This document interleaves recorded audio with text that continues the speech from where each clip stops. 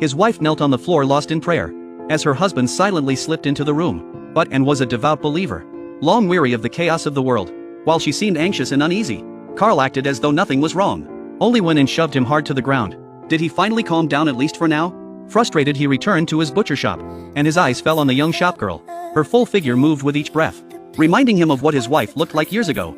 The shopgirl had no idea the danger looming. When Carl asked her to grab something from the back, she followed him into the stockroom without a thought. Meanwhile, a few women came to buy meat, only to find the door locked and no one answering. But just a few minutes later, the girl burst out in tears, her sobs echoing through the small town, as though crying out for what had just happened. Yet no one spoke up to defend her. Some even exchanged knowing smiles. Afterward, Carl's life seemed to return to normal, but inside the turbulence never stopped. One day, while playing soccer with his son, he noticed the neighbor woman watching.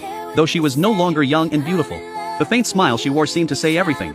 From then on, Carl couldn't stop glancing her way, grateful to find someone who understood him. When his wife and son dressed up for church, Carl sensed his chance had come. He changed into a suit for the first time, and went to stand outside the neighbor's door.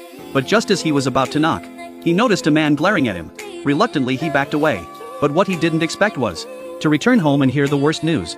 After finishing her prayers, his wife announced she wanted a divorce. The sudden blow left Carl stunned. He begged her to stay, desperate to save their crumbling marriage, and seemed to have made up her mind. She even stormed out of the house during dinner in anger. Carl struggled to bring her back home. After that, and lay in bed all day, refusing to eat or drink. Even when Carl brought her food, she turned away. Seeing her wasting away like this left Carl torn between pity and helplessness. But he couldn't bear to let her starve herself to death. So he dragged her out of bed by force, determined to keep her by his side whether she wanted to stay or not.